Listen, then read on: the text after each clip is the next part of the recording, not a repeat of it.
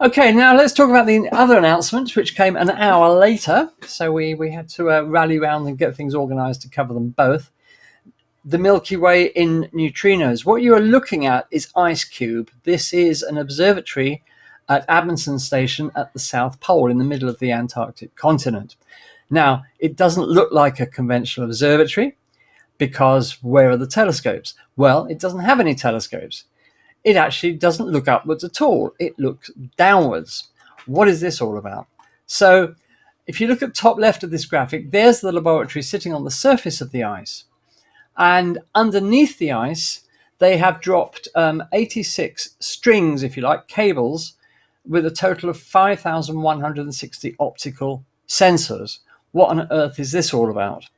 And they go down a long way as well. You can see on the right the height compared to the Eiffel Tower. Now, they're there to detect neutrinos.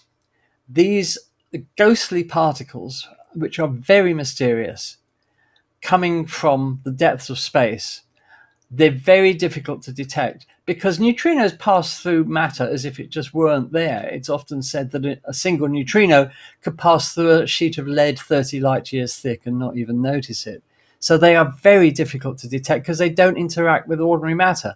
But occasionally they do. And this immense detector, the ICECube laboratory at the South Pole, which was built over quite a few years because, as you can imagine, drilling all those holes that far down in the ice, 2,820 meters down in the ice, and lowering all those 5,000 odd detectors was a huge job.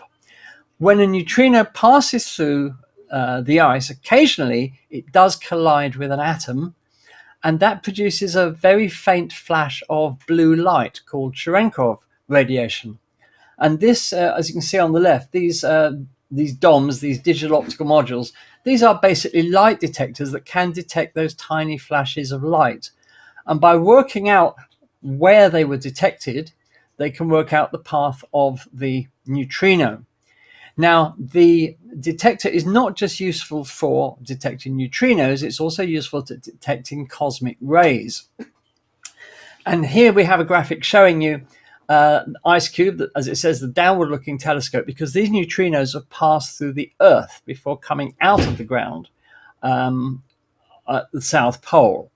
But the detector is also useful for looking at cosmic rays, and as cosmic rays hit the atmosphere, they decay into particles called muons, which pass through the detector.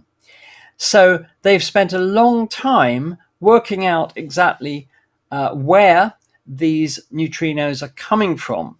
They come from all directions, of course, but a lot of them come straight through the Earth to the detector at the South Pole. And in actual fact, here's an example of a muon passing through the detector.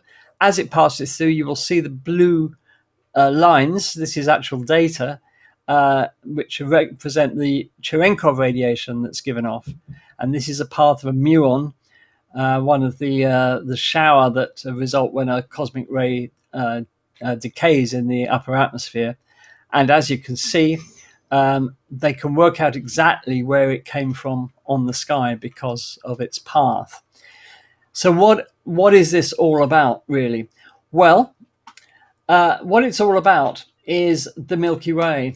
So here's our galaxy in optical. In optical light, that's what our galaxy looks like. You're probably familiar with something like that. If we look at it in radio waves, that's what the plane of our galaxy looks like in radio waves. This is what it looks like in high energy gamma rays. But now we can add to that. We can show you what the plane of the galaxy looks like in neutrinos. And it looks like that. So this is the first time that we've been able to map the plane of the galaxy using neutrinos. It's an immense achievement. There are lots of bright neutrino sources there. The next step will be to work out where those neutrinos are coming from. Neutrinos are created basically every time two atoms collide, it releases neutrinos. So this is typically in the hearts of stars, in thermonuclear reactions in stars.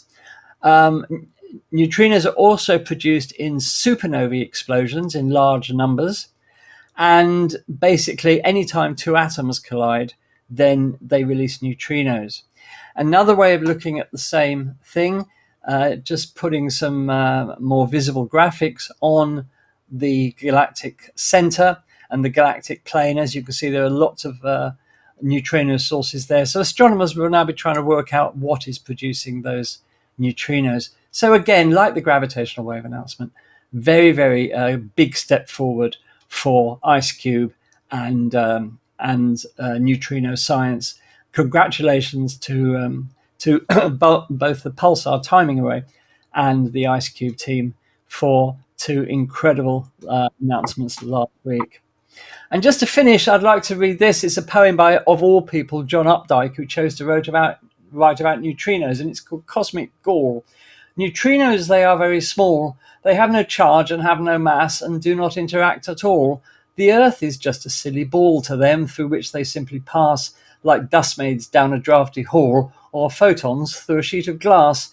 They snub the most exquisite gas, ignore the most substantial wall, cold shoulder steel and sounding brass, insult the stallion in his stall, and, scorning barriers of class, infiltrate you and me like tall and painless guillotines. They fall down through our heads into the grass.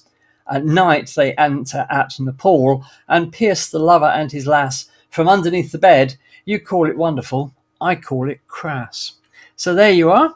So that's John Updike on neutrinos, and I think that's a wonderful poem.